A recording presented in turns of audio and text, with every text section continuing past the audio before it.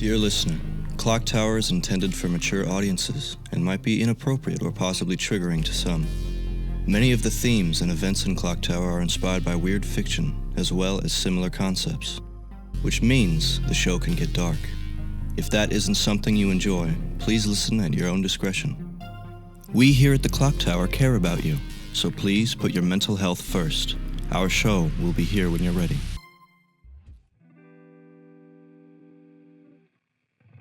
Welcome to Season 2 of ClockTower, a D&D 5e experience. To all our old and new listeners, we're excited to have you here with us. ClockTower is a D&D campaign turned audio drama, played with a custom class and a few house rules that we as a group collectively enjoy. If you find yourself getting a little lost, there's always older episodes to guide you back to the path. With all that said, I hope you enjoyed this episode, and welcome to the ClockTower.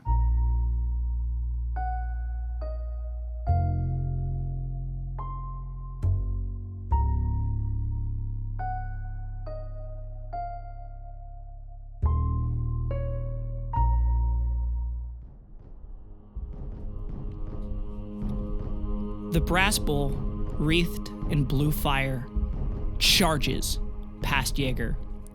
So much so that the collar of your shirt is blown just by the air moving by him, and you are almost scraped against him in the wall yourself. If he had been 2 feet more to the left, you would be a long stain on the side of this stone wall. But you suck in and push against the wall as hard as you can as this thing charges past you, and you notice something that you haven't thought about or noticed before. The fire of that blue flame, that sickly pale light, is so close to you that you should have been able to feel the heat coming off of that brass bowl. It should have burned you. But as it passed, you felt a bone-chilling cold that stayed with you, as if you had gone out in light wear in the middle of a blizzard, and the cold got deep into your bones. And then it passed, and you feel the natural ambient air of this hall, like a warm summer's day compared to that thing being that close to you. And then it crashes through the wall on the other side that feels like it shakes everything. In fact, the hallway that you're in shakes for a second, and it's like gone. Yeager's gonna take 4 steps back so he can be at the corner between that turnoff and that hallway that the bulls just run down. And he's gonna stop and stay at the corner just to watch it and see if it comes back out.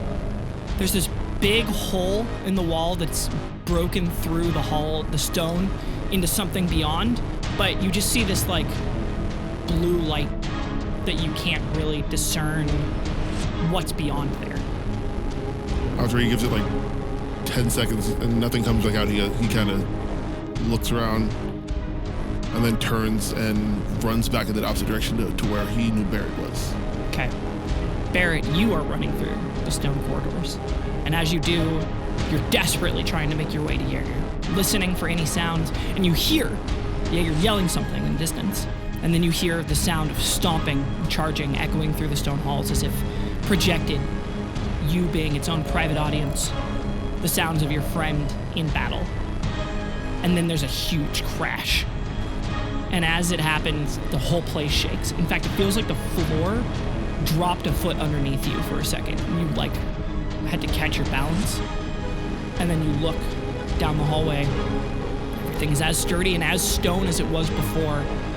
You listen. And for a second, you don't hear anything. You don't hear Yeager. You don't hear the monster. Then you hear footsteps. Small ones. Coming towards you. Cleon? Who the fuck is Cleon? Oh yeah, I forgot about Cleon. You guys turn a corner and see each other. Wow, you're a lot quicker than I thought you'd be. What happened?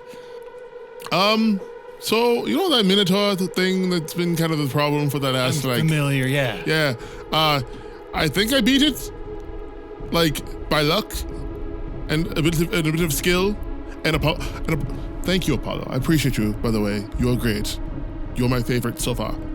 Berret, it hurts to breathe.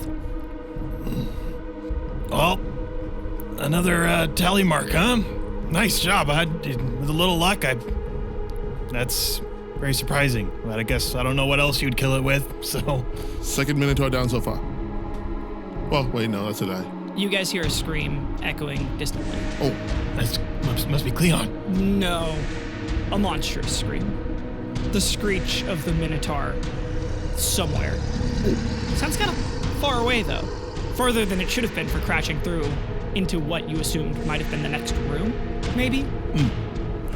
so I thought it was it. Never mind, I lied. Seems like your luck ran out. I put it through a wall, essentially, and it didn't come back, so I assumed it fell into like an abyss, but now it's still alive, so maybe it fell into a lower part of the maze. I don't know. Well, maybe it opened a way out of here. Yeah. So if we can bait it away from wherever it just crashed through, we should go inspect it.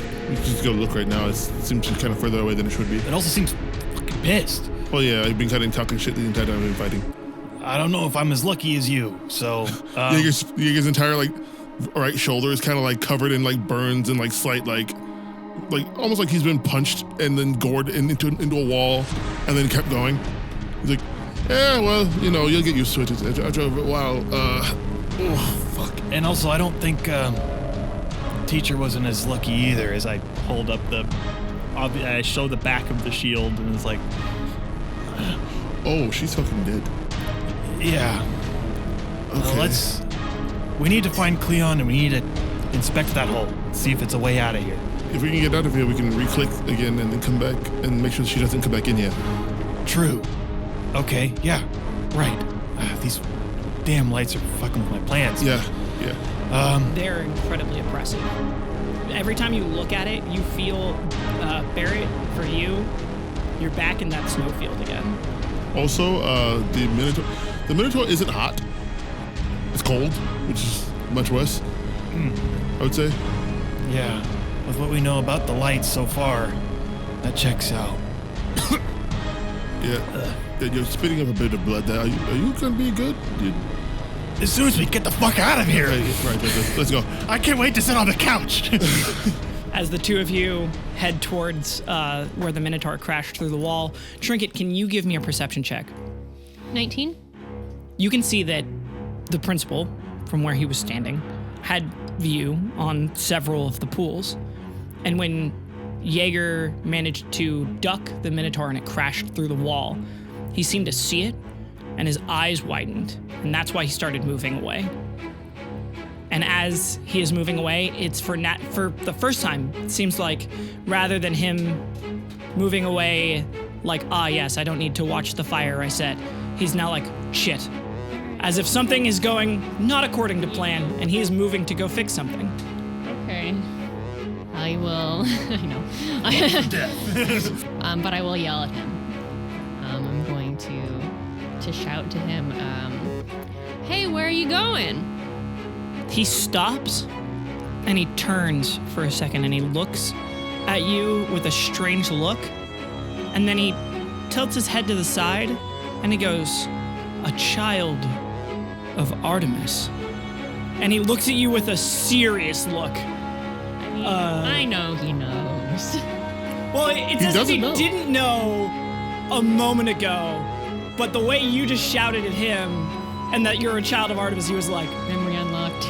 No. Wait a minute. It's like, that doesn't belong here at all.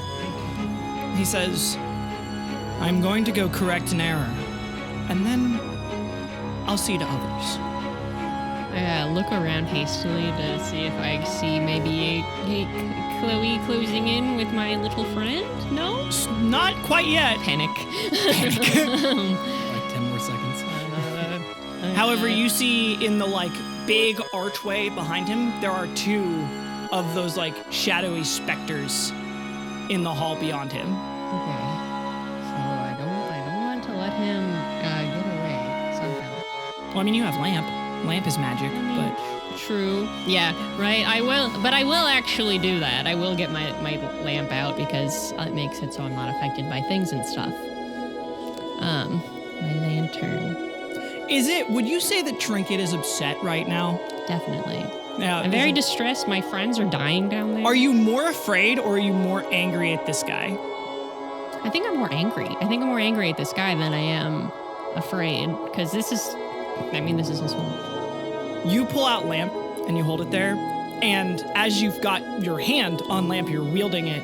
Lamp is immediately on the same page and is like echoing your anger significantly. You feel like you have the ability to use Lamp and its anger, channeling your own, and you can cast Fireball if you want. I'm gonna do that. We're like on top of a platform, right?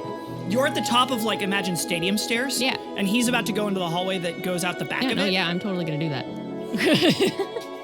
So you hold up Lamp and you see the fire in Lamp. It's almost, you feel it's not difficult for you to do it.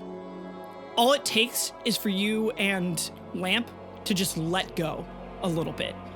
And then there is this sort of fire that is just leaking and pouring out, but it's like a gravity well around Lamp itself. Like it can't fully get out. And then all you have to do is almost like a drop of water growing on the edge of a leaf. You just see the light and the fire of Ulm growing, dropping off of Lamp, and you just flick it. And it hurls. Like as soon as it leaves Lamp, it surges forward with an aggression that wants to destroy everything and consume everything in its path. Get the player's handbook and look up the stats for 9th level Fireball. Does Trinket say anything as she throws this fireball at this guy? No, because it is all happening so fast that she's uncovered that she can do this. It's not even I don't have time to come up with cast like fireball. it's like, oh, this is just happening. Well, it's also, like I said, it's just, I just have to relax a little bit. I have to not be so guarded for 2 seconds and Ulm could just leak out a little bit. So would you like to take the average or would you like to roll it? I'll take the average so we don't have to collect a lot of dice and sit here forever. What is the total for average? It'll be 56 fire damage. Okay. He is not bloodied. So, Trinket, you lift up Lamp and you look at it and you hurl the flame of Ulm at the principal. And he looks over his shoulder and is so stunned that seeing something like this is happening that he completely forgets to move. The fire of Ulm almost grows as it goes outside of Lamp, and you see it looks like it's pulling the air and eating sort of the reality of this world as it goes forward, and then it hits him and it pops like a bubble, wreathing him and the 2 specters behind him in flame. And the 2 specters are gone, just burned away. And he slams back and looks at you, and the fire is burning him, and you see those like small points of light where it looks like whatever divine protection this guy might have had, the Light of Ulm did not care. In fact, the Light of Ulm is like, you are embers for me to consume. However, on the other side of this, as you have done so, you now feel a little exhausted. You cannot do that again until a long rest. Then, in a boom of air, Chloe and Sam appear right next to you as the principal pulls himself to his feet. He is smoldering. Sam... What is going on? Why is he on fire? As the principal says, I should have known. I was warned and I knew better. You know what? Shut up. Whole person. Initiative. Trinket got 1 surprise attack. Initiative, he got a nat 20. Damn. 12. 16. Okay, so it goes to the principal. Trinket again. Does Chloe just have automatic natural 20 initiative? No, but I will give her advantage on initiative, actually, because she is so fast. She got a 1. No. She got a 1 and a makes 5. Yeah, that makes a lot of sense. She doesn't know what the fuck to do, dude. No, She doesn't want to act on her own. She's not violent. So, the principal, smoldering from Trinket's fire, Sam is, and being cut off mid-sentence, Sam goes, no, and shut up, and pulling a gun, right? The principal ducks down and is unarmed. They don't have any weapons on them right now. He runs forward and seeing Sam pulling something, is going to try and do a multi-attack on Sam. If you fail the dex save, you're knocked prone.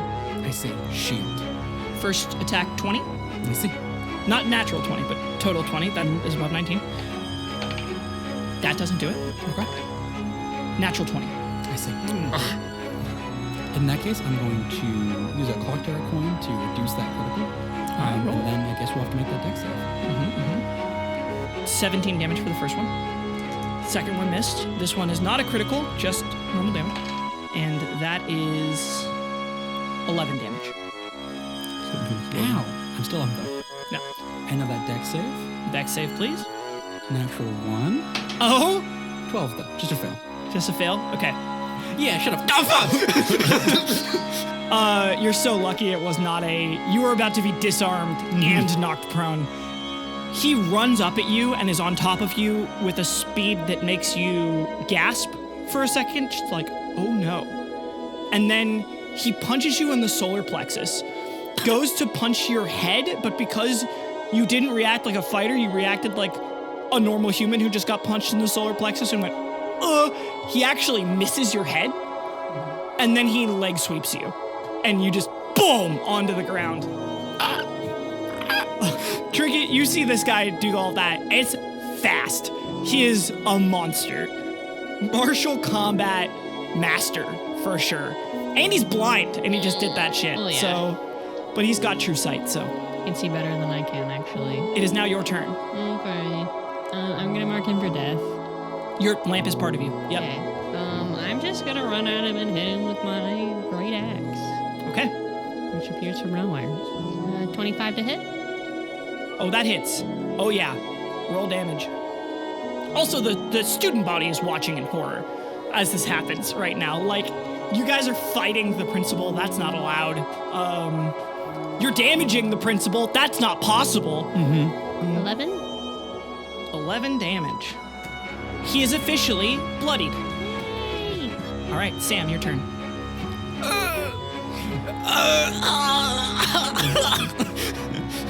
I'm like on my back looking up at this dude. Sam, in that moment of pain and suffering, the sky looks really pretty, almost like it's mocking you. Yeah. This guy's still in 5 feet of me, right? Yes, he's still within 5 feet of you. I'm gonna hit myself with mirror image. Oh, So unexpected. yeah, Sam's gonna like go from pointing the wand out, like grab it again, and then like hit themselves in the chest, and then they're gonna like shatter into 3 other images around themselves, and then I'm going to step away with Hope Evoke Opportunity. But I have mirror images, so hopefully they'll attack the mirror images. I'm trying to think if he has used any reactions. He hasn't. So, yeah, he is going to take the attack of opportunity. That is 21. I need to roll a d20 on a 6 or higher. The attack attacks the duplicate instead. Okay, 6 or higher on a d20 roll. From me. Oh, okay, yeah. Not the natural one. So, yeah, that is what I'm about to say, is it's an illusion. He has true sight. The mirror images don't exist to him. 14 damage. I hate this place. Boom! Oh. I also like that All the Sam. mirrors go, oh! I like that Sam tried to like move away, and he just like whipped his hand out and like flick punched you with the back of his knuckles right in your solar plexus. You're just like, oh, oh. But since that happened, I still get to move, and I'm gonna move my full 30 feet down the stairs. Okay, you start backing up. Honestly, with the 1, I think flavor-wise, Sam rolls down the stairs. Just. You just like at this point are like purposely rolling yourself down another step. But it's not a good roll. It's just like ow, ow, ow, ow, ow. Sam got fucked up. Chloe sees Trinket standing like a goddamn action hero in front of the principal with a gold axe just fully extended and cocked back. As the principal manages to just lay Sam out as Sam goes tumbling down the stairs, and Chloe is like, "What do I do? You can't, this isn't allowed! You can't do that! Everyone's gonna be in so much trouble!" I thought you weren't a snitch. She's having a crisis. She does not understand. Her loyalty to you is at war with her ability to freak out right now as she looks at you and with like the most sad, desperate eyes you've ever seen, she goes, "Trinket, what do I do?" You're good. You're good. Yeager, you and Berret are making your way over to the hole You guys are looking in? Yeah. You guys are standing on the edge of a sheer drop, and all around you, you see like stone corridors in these giant mechanical, like what look like chicken hands are holding them, or chicken feet, that are just moving them slowly around.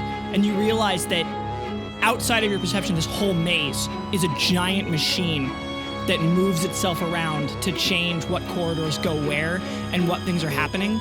And somewhere down in the mechanisms of that machine is the Minotaur, very pissed. I've pretty damn good eyesight. You can't see the bottom. No, I'm not looking for the bottom. Oh. I'm looking for the end. I'm checking all the different places around us. So now that you're and seeing walking in, the see if I machine, can figure out like there is no end. Huh. Because it will keep creating itself in front of you. The fact that you guys were able to find each other again means that the maze didn't shift enough that you were able to get back together. So Cleon might be kind of fucked. I have no control of that. Are there lights in this room? Both of you make a perception check. 11. 11. It takes you a while. You're overwhelmed looking at the landscape of shifting hallways and different corridors of all different shapes. There are T-sections, L hallways. There are even large rooms that you see have like more than one of these mechanical arms that are moving them to the side. And they're so close. The tolerance between the two of them are so close that only a god could have made such a marvel. And as you look at it, you almost think that there's no point in going past that, and that you're going to be stuck in this maze until whoever is in control of it manages to let you go. And then you both see one module that seems a little bit different than others, in that there is a portcullis door that seems to have like lifted up and remains open and has a very bright light shining from it. Is the light blue? Yes, brighter than the others. Also, as you're looking at it, it seems kind of central to the mechanisms. All the rooms seem to be moving around it, as if this one were to be lifted up and then moved centrally through the mechanism so that it could deposit something anywhere in the maze. Is there a way for us? To safely get out of this hole? That depends entirely upon your definition of safely. There is another module about 15 feet down from you that is not moving currently. If I died 20 feet down, would I end up on the couch? You don't know. Yeah, are we in the light still? Yeah. Yes. If you can see each other, you're in the blue light because there is no other light down here. Mm-hmm. All right, so you're seeing what I'm seeing, right? Well, I can see, yeah. Barrett's currently seeing a stairway all the way down to the bottom of the floor in a museum right now. Yeah. Sweating, dude. Yeah, that looks pretty integral to this whole system here. Also, none of the other modules are currently moving right now. I'm just gonna shout over to the portcullis. Hello? You don't hear a response. But somewhere you hear a roaring of the Minotaur echoing through the open chamber. Is there a blue glow down below us?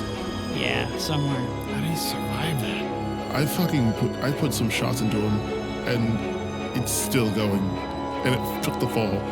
I really wish Sam were here right now. Right, being able to levitate would be great. Elsewhere in this maze, Cleon, the demigod, runs haphazardly, losing their balance several times and bumping into the wall, bracing themselves on it, and holding a hand to their swelling face where they're missing a tooth, as they wipe tears from their eye, as Cleon goes, "What am I doing here? Why did I even think that I could do this?"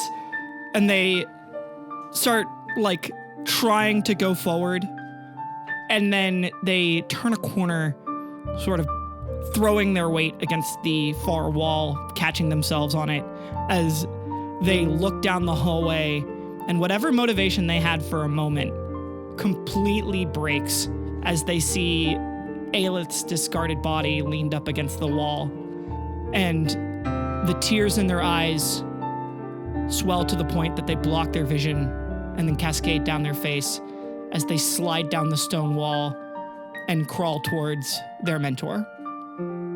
Outside of this maze, the principal sees Sam falling down the stairs with small grunts holding their chest as he turns his attention to Trinket and says, "Imposter you might be, but Artemis might be proud.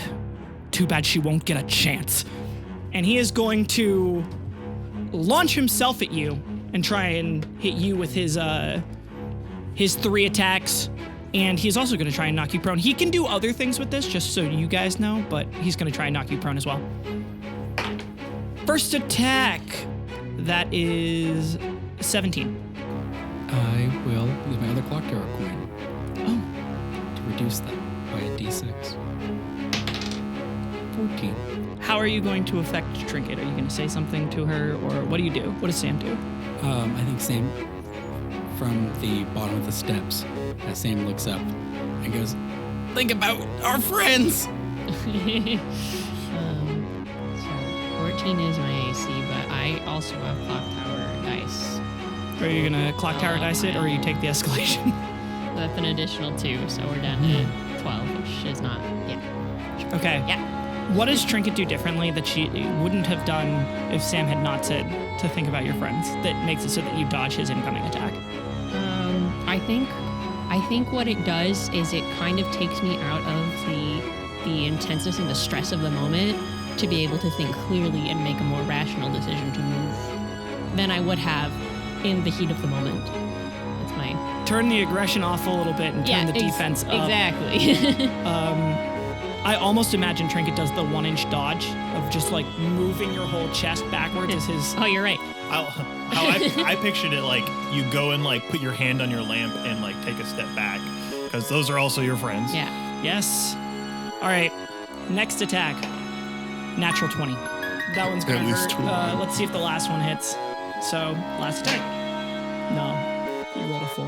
That's not going to do All it. right. Yeah, I'll just take the one. Then. It's just the 20. All right. 32 damage. We cut that in half.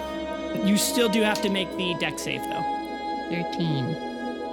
He swings out and tries to hit Trinket, and between Sam telling Trinket to think about their friends and Trinket really taking that to heart and taking a step back, manages to just barely get out of the way of one of his punches. And then for a second, you're almost impressed with yourself at dodging this guy because he's that fast. And then that moment is cut short when he catches you right on the chin downward, and you just slam to the floor. He basically caught you right behind the ear, and everything goes black for like a couple milliseconds, and then you're just like on the floor, just a little dazed, like, by the tower. Sam, your turn. Trinket dodged so much and then caught one real bad. Yeah, I think Sam's gonna kind of scramble, take half the roots, scramble to their feet, look at Chloe and be like, Chloe's moving. In initiative order time, all of this is happening at the same time. As soon as Trinket caught that fist down and hit the cement. As soon as Trinket caught that fist and hit the stairs, Chloe was rushing forward. I think then Sam kind of seeing it just kind of yells out, "Grab her!" And then Sam is going to move an additional 30 feet back and go zap. But instead of just like that kind of accidental blasts, I think it's a very purposeful, the first time a very purposeful blast to try and catch this dude like right below the knee on one of his legs. Okay. 8. Total? Yeah. You're still reeling from getting punched in the solar plexus 2 Yeah. times. You know what? Your eyes, it's hard to see. You're like, There's illusions grab her, there, like and then who you made throw them? out a blast. You hear, or you look through pained eyes as you try and fire a shot at him. It just goes wide completely. You're like, grab her. Just not working. Chloe is moving forward with a fierceness that you guys have not yet seen. However, the speed is familiar. Chloe basically air dashed flight speed forward towards this guy and swung out a kick, just like wild haymaker of a kick, straight for his dome, and he just one hand blocks it off to the side as if Chloe does not matter to him at all. And Chloe is crying, looked like she was trying to help Trinket, and he catches her leg and go, I knew you were a nuisance. I didn't think you would be a disappointment as well. And he basically knocks Chloe away. Yeager and Berret, you guys are still looking at the hole. As Berret is, you're thinking about it. You think one of your ribs is in your lungs. Yeah. No, I don't have to think about it. You're familiar. You've done this dance a couple of times. Yeah. It's like, yep. Second one up. Left side. Hey, at least Grin isn't here to nudge you in the ribs. Yeah, Barrett, I think we have to run across the things to get to the thing. Running. Yeah.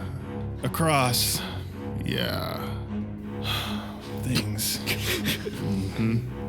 Yeah, my chest hurts too. I don't. I look up. I'm just like, I really don't want to do this at all.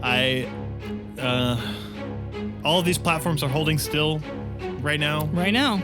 Is there one that's like within? You guys, within the Can I time step standing onto here, one? saw one of them move. Okay. But not like, it's a big mechanism, right? When it all starts moving, it'll move. But you're surprised that you hadn't felt any of the movement before the Minotaur crashed through the wall. But now that he did, you can kind of understand why when he crashed through the wall, the mechanism kind of shifted a little bit, hence Berret feeling like an elevator dropped beneath him. I think we have some time at least. I don't think that thing can... I know it can run, but I don't know if it can climb and jump as efficiently as it runs. Roll a perception check. 16. You see that blue faint light in the like fogged darkness below you move in an arc from one point across to the other, and you hear a as you see the machine kind of jostle with big impact of something. Okay, never mind. We gotta get across this thing. We gotta it's go. like Hulk jumping. All right. Jump distance is a strength-based thing. All right, we gotta go. After you. Let's fucking do it. Yeah. And Yeager runs, and you said it's 15 feet down, or is it 15 feet like Out. up? Yeah, which direction are we going? The hypotenuse is 15 Got feet. it. Okay. So it's probably further down than it is far away. Got it. You think that if you run and jump and catch it, you can roll. Got it. You guys specifically. I mean, you guys are ClockTower agents. You're trained for this kind. Well, trained We're is a born for that kind of strong thing. word, but you're born for this kind of thing. All right, then. All right, let's go. And Yeager backs up. Well, you are. Berret has not had a great amount of success with the athletics checks. Yeager backs up about 10 feet, and then takes off, and then does a full running jump as far as he can. Athletics check. Don't tell me it's a 1. How bad is it? No, dude. That counts as 2 fails. Wish it was acrobatics. I'm good at that. I rolled. Yeah, roll a 20 right now, and I'll let you try and catch Yeager, like he caught you in going down. 12. Oof. Total. Sorry, 11.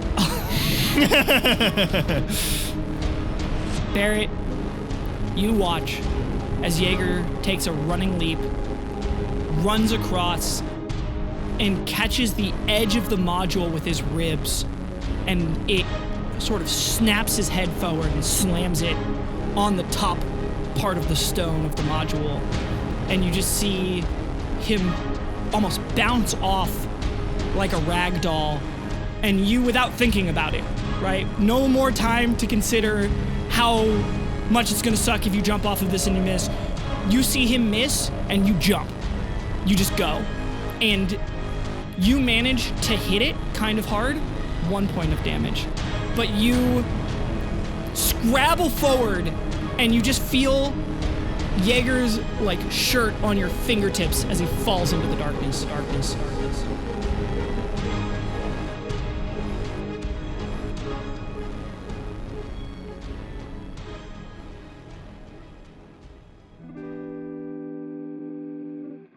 Hey, It's me, Ellie again. This episode is the last episode that we'll be able to talk about our contest.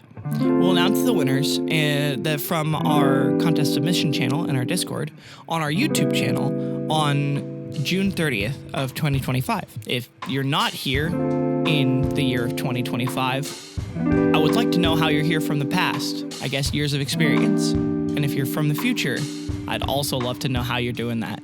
As I'm writing this, we just had the pleasure of recording our upcoming arc. I'm both excited for you to hear the end of Athenaeum and everything that comes after that.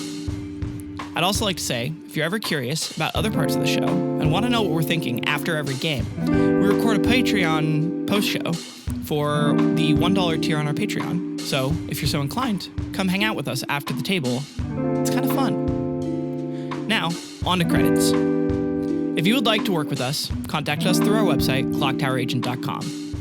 If you want to learn more about the art behind ClockTower, go to youtube.com/@ClockTower Art and Animation. Berret was played by Bink, Sam was played by Cal, Trinket was played by Kball, Yeager was played by Trent, and I, Ellinthris, was your DM. The voice of our disclaimer is Valik Donahew. You can check out his work at patreon.com/themadlanddreamer. All music from Season 1 of ClockTower and some songs made for Season 2, made by Who's Music. If you want your own D&D music commissioned, you can contact them and find all their work through their website, whosisthis.com, or find it in the description below. Thanks, Who's. Additional music and effects provided by Andrew Smith and Cal. Thank you to our editing team and Cal for making the episodes what they are. Thank you to our sponsor, Alpha Lupine Images, for donating the equipment to help us make more content with better quality. The ClockTower test on our website was programmed by LeMay. You can go there now and make your own little ClockTower agent. Thank you to everyone who supports us on Patreon. Your continued support is the reason the show is able to keep going. And thank you again for listening. ClockTower Season 2, Episode 59 will be out for all of our early episode patrons on July 4th and will release publicly on July 11th. Till then, time's ticking. See you in the ClockTower.